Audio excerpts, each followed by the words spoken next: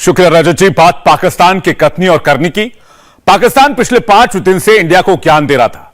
तब भारत ने पाकिस्तान को अपना इलाका यानी अपने गिरेबान में झांकने को कहा था। पाकिस्तान में हिंदुओं और हिंदू मंदिरों पर लगातार अत्याचार होते हैं, हमले होते हैं। आज पाकिस्तान से नए सबूत सामने आए हैं जो बताते हैं कि पाकिस्तान ही हिंदुओं का दुश्मन है। पाकिस्तान के सबसे बड़े शहर कराची में मंदिर तोड़ा गया और पाकिस्तान की पुलिस ने अब तक इस मामले में कोई एक्शन नहीं लिया है। आज की स्पेशल रिपोर्ट में हमने हिंदुओं और हिंदू मंदिरों से पाकिस्तान की इसी दुश्मनी को डिकोड करने की कोशिश की है।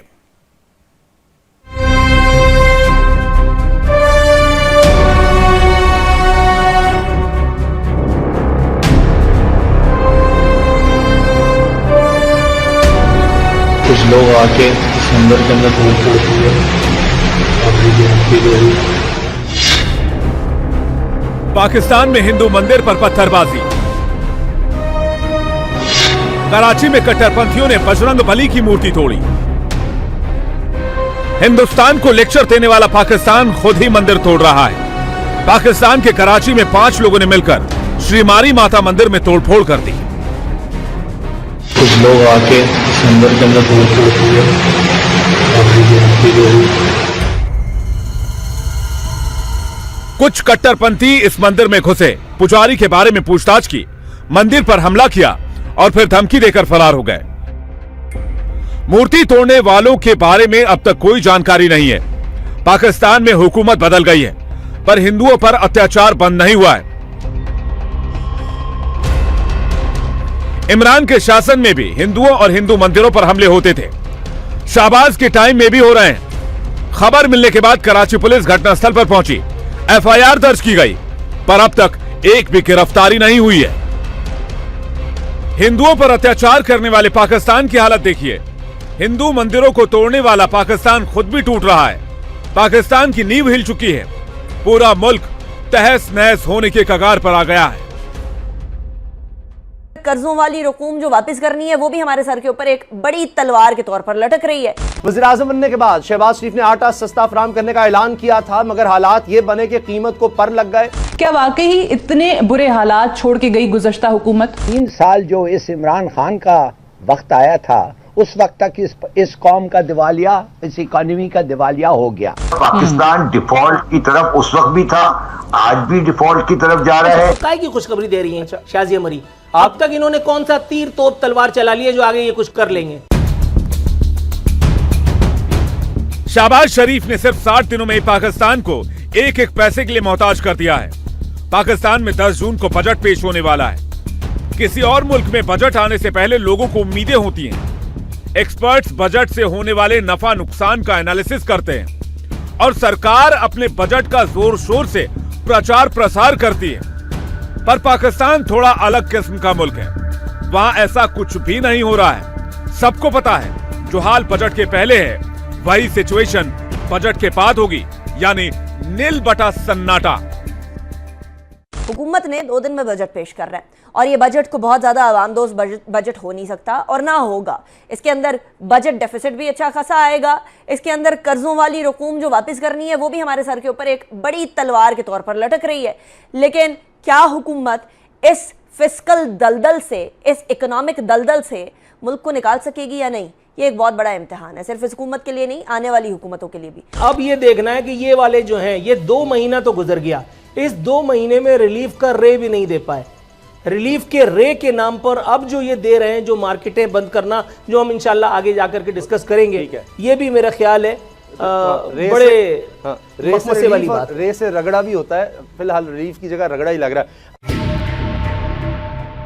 जिस मुल्क में लोगों को रोटी नहीं मिल रही वहां शहबाज शरीफ के केक खिलाने की तस्वीरों पर बवाल मच गया है। जिस मुल्क के वजीर-ए-आज़म के पास पैसा ना हो उसे ऐसे ही स्टंट करने पड़ते हैं। इस्लामाबाद के ब्रिटिश हाई कमीशन से आई तस्वीरों को देखिए। वहां ब्रिटिश क्वीन एलिजाबेथ की ताजपोशी के 70 साल पूरा होने पर पार्टी हुई।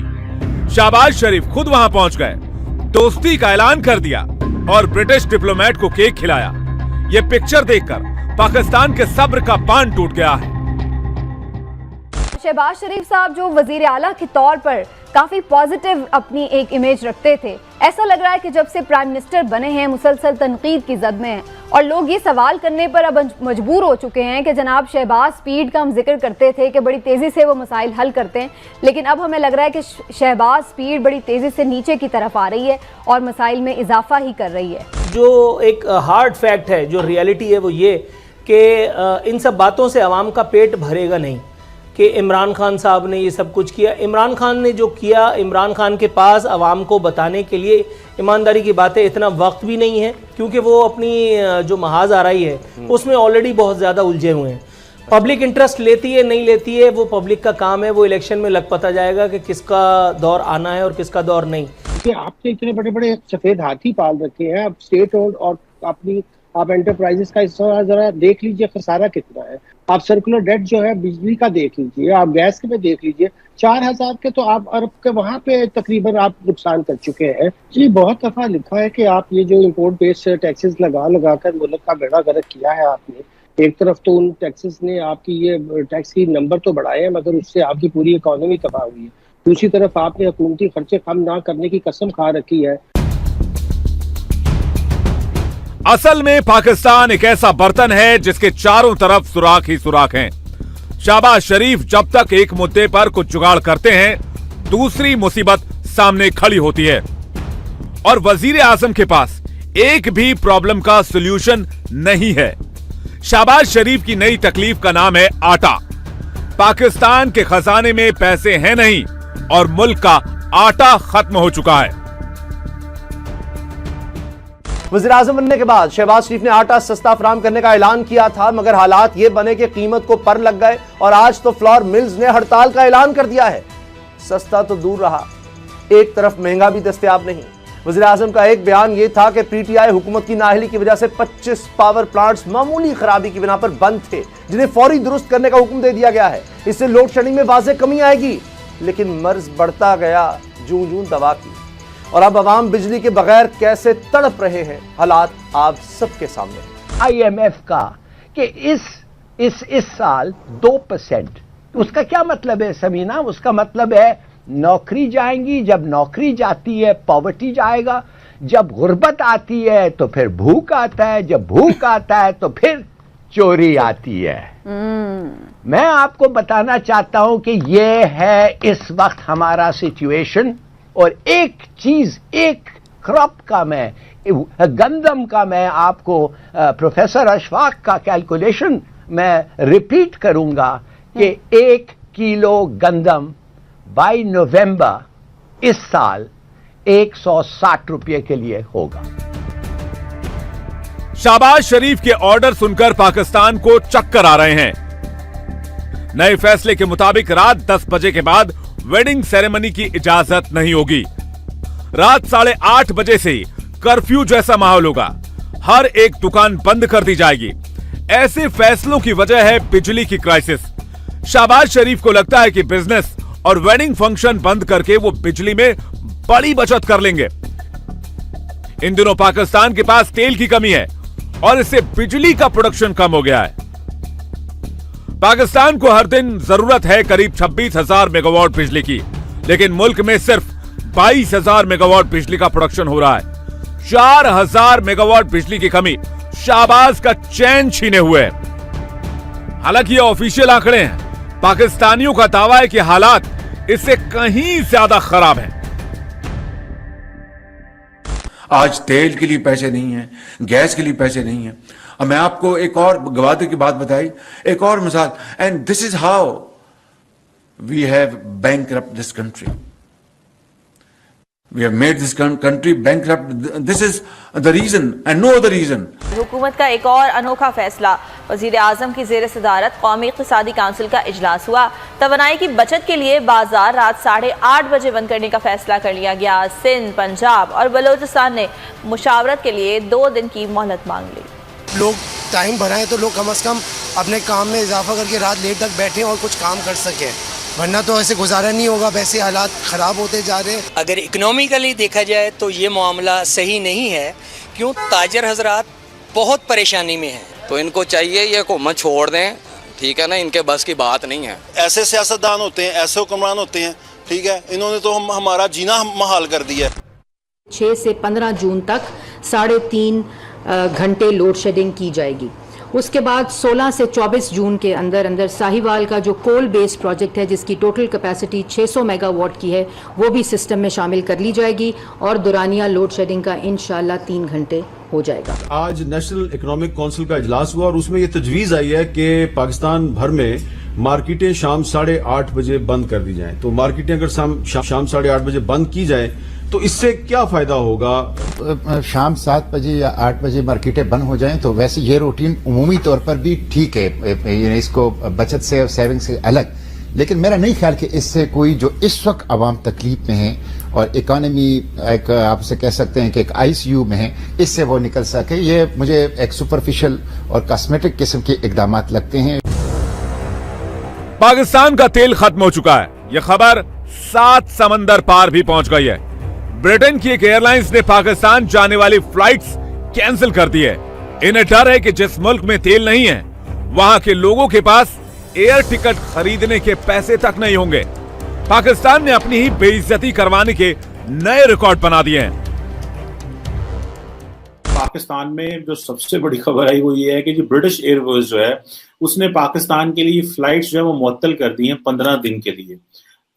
वो इनिशियली तो ये कहा जा रहा है ये ऑपरेशनल इशू है, लेकिन कई लोग कह रहे हैं कि इसका ताल्लुक जो है वो ऑब्वियसली शायद ऑयल ना होने की वजह से होगा। साथ ही कल वजीर आजम ने ये भी कह दिया कि जो मुल्क जो है वो उसके बारे में बातें की, उसने कहा जी जब तक सियासी इस्तेहकाम नहीं होगा, मुआशी इस्तेहकाम भी नहीं आएगा और हमारे पास पैसे नहीं हैं और हमारी मुल्क चलाने के लिए हमारे पास पैसे नहीं हैं। 3 साल जो इस इमरान खान का वक्त आया था, उस वक्त तक इस कौम का दिवालिया, इस इकोनॉमी का दिवालिया हो गया। अब आप सोचिए 45 दिन में समीना क्या हुआ है? 45 दिन में पेट्रोल 60 रुपया बढ़ गया, इलेक्ट्रिसिटी 47% ऊपर, गैस 45% ऊपर। कब? व्हेन? जब इन्फ्लेशन बकौल गवर्नमेंट ऑफ पाकिस्तान के 13.5% है, मगर actually Steve Hanks John Hopkins university का प्रोफेसर, उसने कहा है कि हमारे स्टैटिस्टिक्स के मुताबिक पाकिस्तान की इन्फ्लेशन रेट इज 38.17%, 38%। पाकिस्तान में महंगाई के आसमान छूते आंकड़े देखकर आवाम घनचक्कर बन गई है। मुल्क में सवाल उठ रहे हैं, क्या शहबाज शरीफ ने 60 दिनों के अंदर मुल्क का पंटाधार कर दिया है या फिर 3.5 साल में इमरान ने दिवाला निकाल दिया? पाकिस्तानी एक्सपर्ट्स ने इसकी वजह बताई नेताओं की पॉलिसी। पाकिस्तान के लीडर्स हमेशा कर्ज लेकर घी पीते आए हैं, इसलिए जो मुल्क ऊपर से ठीक ठाक नजर आता था, अंदर ही अंदर उसका सत्यानाश हो गया। शब्बर ज़ैदी साहब, आपने तो क्योंकि काम भी किया है पिछली हुकूमत के साथ, पहले तो मुझे बताइए कि आज जो हुकूमत प्रेस कॉन्फ्रेंसेस करके या जितने इकदामात उन्होंने अभी तक लिए हैं, जिससे महंगाई बढ़ रही है, आवाम की मुश्किलात बढ़ रही है और उन फैसलों को वो बहुत इनएविटेबल करार देते हैं, क्या वाकई इतने बुरे हालात छोड़ के गई गुज़श्ता हुकूमत? IMF से हमें पैसे नहीं चाहिए, पैसे तो थोड़े बहुत आते हैं, वो $1-2 बिलियन आते हैं, मगर IMF एक सर्टिफिकेशन देता है कि जो हमारे बाकी जो हमारे जिनसे हमने लोन लिया हुआ है वो हमें रोल ओवर दे देंगे। रोल ओवर का मतलब ये है कि हम उनको कर्ज पे नहीं करेंगे, बल्कि हमें वो कर्ज का आगे दोबारा री कर देंगे। तो पाकिस्तान के पास अपने कर्जे, डॉलर के कर्जे देने के पैसे नहीं थे 18 में भी, आज भी नहीं है, और पाकिस्तान डिफॉल्ट की तरफ उस वक्त भी था, आज भी डिफॉल्ट की तरफ जा रहा है। कि एक घर कर्जे पर बहुत अरसे तक नहीं चल सकता, उसके इर्द गिर्द के दुकानदार उस घर के ऊपर खटखटाने लग जाते हैं कि हमारा कर्जा हमें दीजिए, उधार आपने लिया था अब उधार वापस दीजिए। ऐसे नहीं चलेगा। हम तवक्को कर रहे हैं कि इतना बड़ा मुल्क, एक न्यूक्लियर स्टेट, हम कर्जों पे चलाते जाएं 2 दर्जन दफा IMF के पास जाने के बाद भी हम लोगों को अकल नहीं आई कि IMF एक तरीके से फिस्कली कंट्रोल करने का इदारा तो हो सकता है, आपको थोड़े से कर्जे देकर आपका बहुत सारा कंट्रोल तो उनके पास चला जाता है, बट पांव पे खड़े नहीं हो सकते आप इस तरह। एक एक पैसे को तरसते पाकिस्तान में कोई इंडिया का नाम भर ले तो पब्लिक का रोना धोना शुरू हो जाता है, और अगर ये मामला तेल से जुड़ा हो तो कराची से इस्लामाबाद तक रोदाली शुरू हो जाती है। हम ना कुएं के मेंढक बने हुए हैं। इंडिया बेशक आप जो मर्जी कहें कि हम इंडिया हमारे क्या कहते हैं हमारा मुखालिफ कंट्री है, जो मर्जी है, लेकिन इंडिया में जो यूथ है ना उसको सपोर्ट करने के लिए गवर्नमेंट उनका साथ देती है। ये कभी एक आज़ाद कौम नहीं बन सकती, ये कभी कौम तरक्की नहीं कर सकती। इंडिया हमसे आगे क्यों है? वो इसीलिए आगे है कि वो किसी के आगे झुकता नहीं है, वो अपनी मर्जी करता है, जहाँ से उसका दिल चाहता है वो पेट्रोल लेता है। मैं आईटी का बंदा हूँ, मैंने सीएस किया हुआ। आप आईटी इंडस्ट्री में देख लें, इंडिया के जो सॉफ्टवेयर इंजीनियर्स और कंप्यूटर साइंटिस्ट हैं वो यहाँ पे हैं, और जो पाकिस्तान के ना वो यहाँ पे हैं। जो वजीर आजम चोर है, इसको इस्तीफा दे देना चाहिए। जो अपने मुल्क को गिरवी रख के आए हैं ना, उनकी शर्त यही है कि अगर हमसे आपने इंस्टॉलमेंट लेनी है ना तो 300 रुपये को पेट्रोल करके आओ, तो फिर हमें तुम्हें नेक्स्ट कर्जा देंगे। पाकिस्तान की यह हालत इसलिए है क्योंकि इस मुल्क में आतंकवादी ओसामा बिन लादेन को हीरो माना जाता है। दुनिया के आतंकी पाकिस्तान के लिए पोस्टर बॉय की तरह हैं। पब्लिक उनकी तारीफ करती है और पाकिस्तान की नेक्स्ट जनरेशन उनके जैसा ही बनना चाहती है। पाकिस्तान के शहरियों से ये पूछ रहा हूँ कि उसामा बिन लादेन साहब हमारे हीरो थे या फिर दहशतगर्द थे? हीरो नहीं थे, वो अल्लाह के सिपाही थे जनाब। अच्छा, वो अल्लाह के नाम पे मार मिटने वाले लोग थे। जबरदस्त। ऐसे ही लोग इस्लाम में होने चाहिए, जो अल्लाह के नाम पे मार मिट जाएं, काफरों पे छाएं। वो हमारे हीरो थे। अब देखे ना उसामा बिन लादेन ने क्या किया था। किस बेस पे हम उन्हें हीरो कहेंगे? हम उसे एक सबसे पहले वो मुसलमान था, ठीक है, उसने जिहाद किया था। हमारे नबी पाक सल्लल्लाहु अलैहि वसल्लम ने कितनी जंगें लड़ी हैं, उसने जिहाद किए, काफरों के खिलाफ लड़े हैं। सबसे बड़ी बात है कि वो इस्लाम का, आप यूँ कह लें कि इस्लाम का हीरो था। सर क्या काम किया उन्होंने इस्लाम के लिए? इस्लाम के लिए सबसे बड़ा काम ये था कि वो ये कहते थे कि आप जिहाद जो है ना, जिहाद को प्रमोट करते थे। वो तो हीरो थे। अल्हम्दुलिल्लाह मैं मुसलमान हूँ, कलमा गो, वो भी कलमा गो थे। जो भी कलमा गो है वो हीरो होगा। वो हीरो होगा जी। मुसलमान कोई भी है ना, कहीं भी दुनिया के किसी नुक्कड़ में होगा, वो हीरो है। शहबाज शरीफ के 60 दिन पाकिस्तान ने गिन गिन कर बिताया। 2 महीने में हर दिन पाकिस्तान थोड़ा थोड़ा खत्म हो रहा है। जल्द ही पाकिस्तान का दी एंड हो जाएगा। इंडिया टीवी हर वक्त हर जगह डाउनलोड करने के लिए सर्च करें India TV news Google play store या ऐप स्टोर पर।